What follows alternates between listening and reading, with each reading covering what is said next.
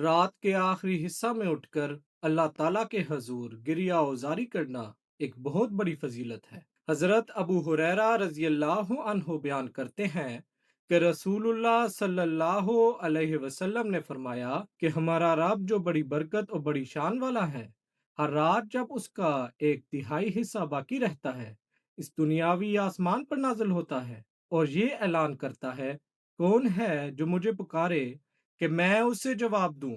کون ہے جو مجھ سے سوال کرے تب میں اسے عطا کروں؟ اور کون ہے جو مجھ سے بخشش طلب کرے تب میں اسے بخش دوں؟